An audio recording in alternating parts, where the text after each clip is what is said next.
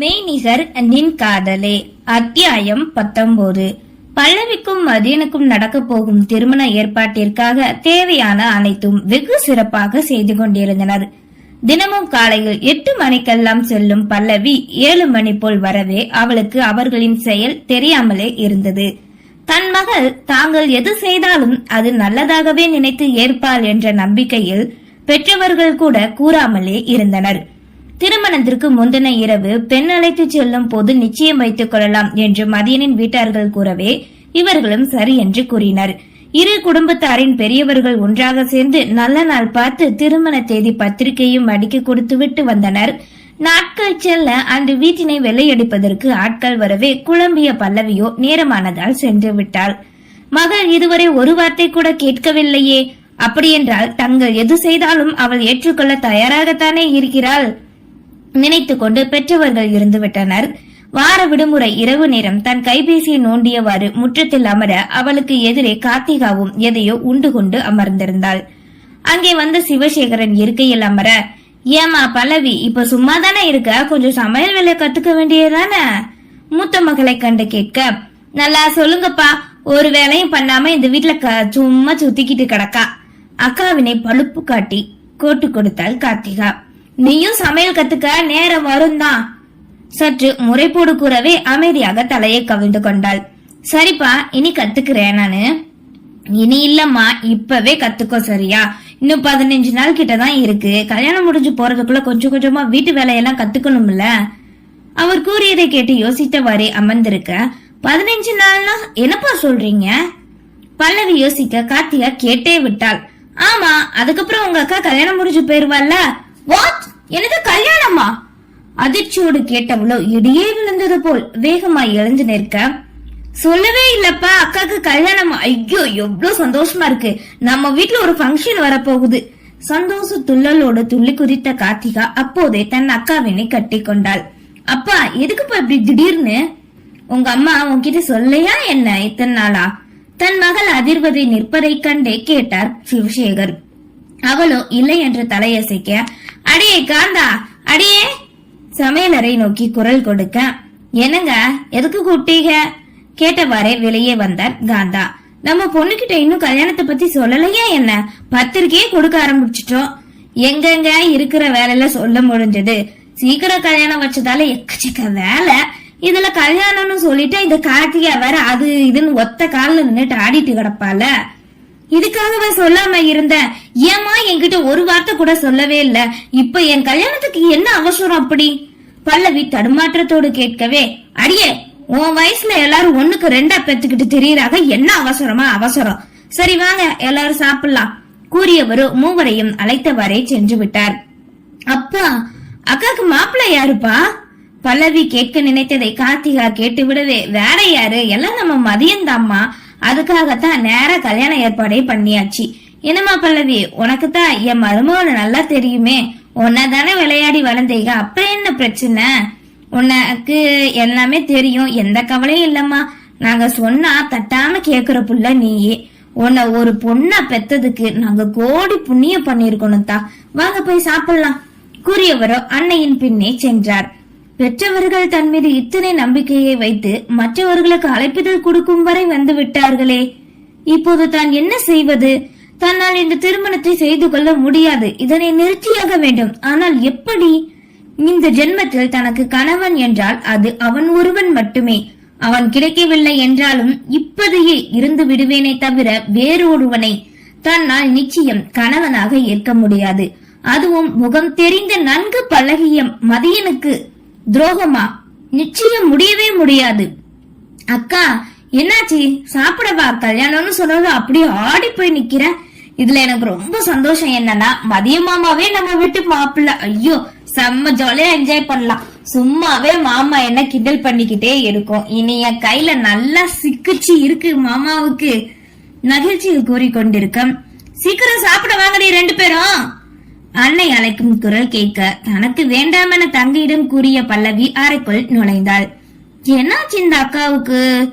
யோசித்த கார்த்திகா உணவு முக்கியம் என்பதால் அங்கிருந்து சென்று விட்டாள். எத்தனை முயன்றும் பெற்றவர்களின் நம்பிக்கை குழி தோண்டி புதைக்க முடியாது தடுமாறி கொண்டிருக்க நாட்களும் சென்றது. தான் ஏதாவது செய்தாக வேண்டும். அவன் எங்கிருக்கிறான், எப்படி இருக்கிறான், எதற்காக அன்று மாயாவி போல் வந்து சென்றான், தன் மனதை ஏன் இலக வைத்தான்?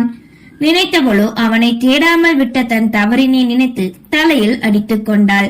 இந்த திருமணத்திற்கு முற்றுப்புள்ளி வைக்க வேண்டும் என்றால் அவனை தான் கண்டுபிடித்தாக வேண்டும். நிச்சயம் அவன் தன்னை போன்று ஒரு டாக்டராகவே இருப்பான். இப்போதைக்கு அது மட்டுமே தனக்கு தேர்ந்த ஒன்று. பெரியம்மாவின் வீட்டிற்கு 2 நாள் சென்று வருகிறேன் என்று கூறிய பல்லவி ஊரிலிருந்து பெற்றவர்கள் இப்போது வேண்டாம் என மறுத்தும் கிளம்பிவிட்டாள். அவள் பெரியம்மா ஊருக்கு சென்ற நேரம் திருமணப்பட்டு திருமங்கல்யம் எடுப்பதற்கு 2 குடும்பமும் ஒன்றாக சேர்ந்து செல்ல கார்த்திகா நெருங்கிய உரிமையான தன் மாமாவை கிண்டல் செய்தே பொழுதை கழித்தாள். பல்லவி தங்களோடு வராதது வருத்தத்தை அளித்தாலும் அவள் பெரியம்மா தன் அன்னை போல் நினைத்து திருமணத்திற்கு முன் இருக்க வேண்டும் என சென்று விட்டதாக கூறி நினைத்ததால் மதியனின் குடும்பத்தாரும் ஏற்றுக்கொண்டனர். அனைத்தையும் எடுத்து முடித்து கிளம்பும் நேரம் கார்த்திகாவோ தன் அக்காவின் கைபேசி நம்பரை மதியனிடம் கொடுத்தாள். மதியனின் மனமோ தனக்கு தெரிந்த நன்கு பழகிய பெண்தானே, இதில் பேச என்ன இருக்கிறது என்று நினைத்து அவளின் நம்பரை கருத்தில் கொள்ளவே இல்லை. அப்படி அவன் அன்று பேசியிருந்தால் கூட திருமணம் வரை அவர்களின் வாழ்க்கை சென்றிருக்காதல்லவா? அப்போது அவனுக்கு அது தெரியாமல் போனதே விதையின் செயல். இங்கே தன் பெரியம்மாவின் வீட்டுக்கு வந்த பல்லவி 6 வருடங்களுக்கு முன் அண்ணன் தங்கி இருந்த அறை முழுவதும் ஒதுங்க வைக்கிறேன் என்ற பெயரில் எதுவும் கிடைக்கிறதா என்று தேடி தோல்வியை மட்டுமே தழுவினாள். என்ன செய்வது என்று மட்டும்தான் புரியவில்லை. பெரியம்மாவிடம் மறைமுகமாக அண்ணன் எதுவும் அவனின் பள்ளி நண்பர்கள் பற்றி கூறியிருக்கிறானா என்று கேட்டறிந்து கொண்டதில் கிடைத்தது என்னவோ, சென்னைக்கு ஒருவன் படித்ததும் சென்று விட்டான் என்பது மட்டுமே. அவளால் அந்த நிச்சயம் உணர முடிந்தது அது தன்னவன் என்பதை.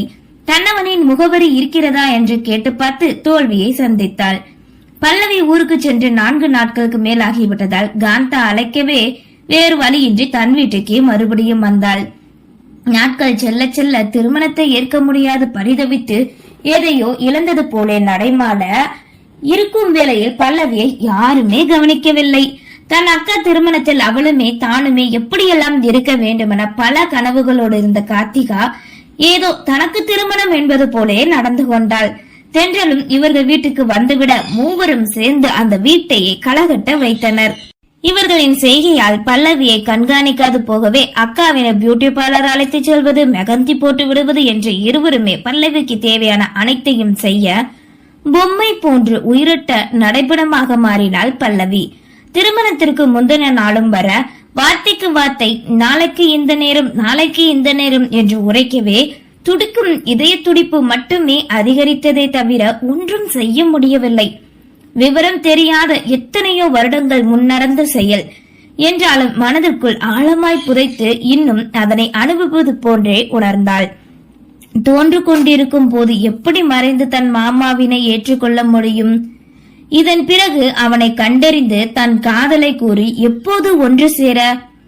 உண்மையை மட்டும் கூற வேண்டும், இல்லை என்றால் அவனுக்காக துடிக்கும் துடிப்பினை நிறுத்திக் கொள்ள வேண்டும்.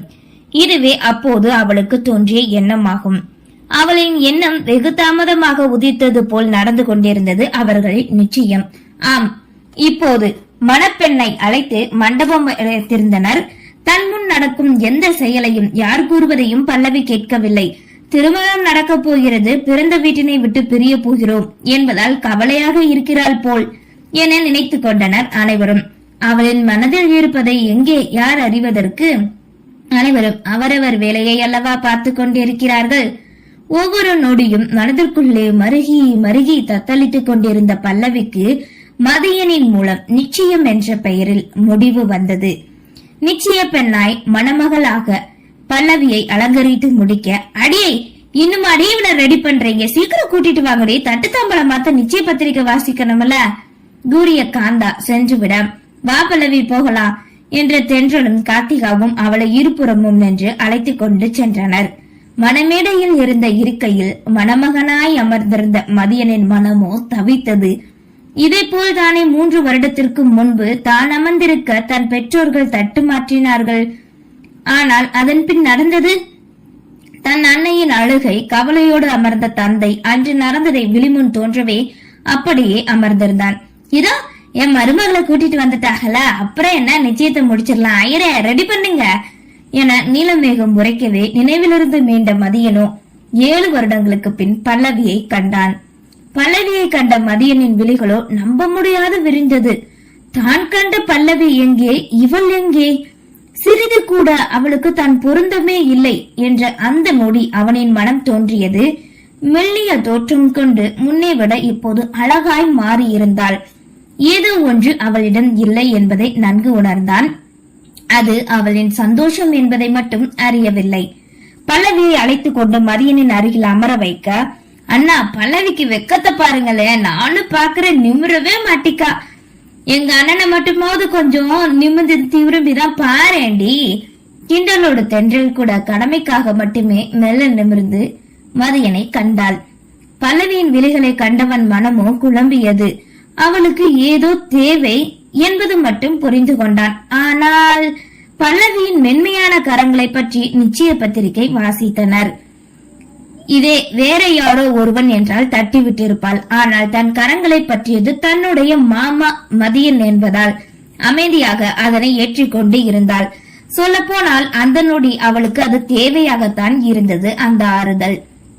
சிறுவயதில் தனக்கு ஏதாவது தேவையோ அல்லது கவலையோ இருந்தால் இதே போல்தான் மதியன் தன் கரங்களை பற்றி கொண்டு இருப்பான். கடைக்கோ அல்லது வெளியே சென்றால் கூட தன்னை தனியாக விடாது இருப்பவனின் செய்கை இப்போது நினைவு வரவே வெளியே வர துடிக்கும் வெளிநீரினை கட்டுப்படுத்தி கொண்டு இருந்தாள். மதியனின் கரங்களோ தன் அருகில் அமர்ந்திருந்த பல்லவியின் கரத்தினை பற்றி கொண்டே இருந்தது. ஏனோ மதியனின் மனம் அவளை தன் வருங்கால மனைவியாக ஏற்றுக்கொள்ள தடுமாறியது. இதுநாள் வரை எதுவும் தோன்றாத இந்த உணர்வு பல்லவியை கண்ட பின் அவளின் கரங்களை பற்றிய பின் ஏன் தோன்றுகிறது? தென்றலின் இடத்தில் சிறுவயதில் பல்லவியை கண்டேனே, அப்படி ஒன்றும் இல்லையே. ஒருவேளை தங்களுக்குள் திருமணம் முடிந்த நாட்கள் சென்று மனைவியாக ஏற்றால் மனம் மாறிவிடுவோ என்ற நினைப்பு ஏதேதோ நம்பிக்கையில் ஏற்றுக்கொண்டுதான் இருந்தான் மதியன். நிச்சய பத்திரிகை ஐயர் வாசித்து முடிக்கவே இரு வீட்டாரும் சொந்தங்கள் ஊர்க்காரர்கள் முன் வெத்தலை பாக்கு அடங்கிய தாம்பல தட்டினை மாற்றிக்கொண்டனர். நிச்சய மோதிரத்தினை அணிவிக்க கூறவே மணமேடையிலிருந்து இருவரும் எழுந்து நேருக்கு நேராக பார்த்தவாறு நின்றனர். தென்றல் கொடுத்த மோதிரத்தை வாங்கி பல்லவியின் கரங்களில் அணிவித்துவிட, அதே போல் கார்த்திகா கொடுத்த மோதிரத்தை வாங்கி மதியனின் கரங்களில் போட்டுவிட்டாள் பல்லவி. அதன் பின் வந்தவர்கள் அனைவரும் இருவரையும் ஒன்றாக ஆசீர்வதித்து உண்பதற்கு சென்றுவிட, குடும்பமாக நின்று அனைவரும் ஒன்றாக புகைப்படம் எடுத்துக்கொண்டனர். இதுவே தன் குடும்பத்தாரோடு இருக்கும் கடைசி தருணம் என்பதால் மெல்லிய புன்னகை உதிர்க்க, மதியனும் லேசாக இதழ் விரித்து சிரிக்கவே இரு குடும்பமும் ஒன்றாக இணைந்த சந்தோஷத்தில் இருந்தது. நேரம் செல்ல மதியனும் பல்லவியும் படாய்படுத்தி எடுத்தனர் தங்கைகள் இருவரும்.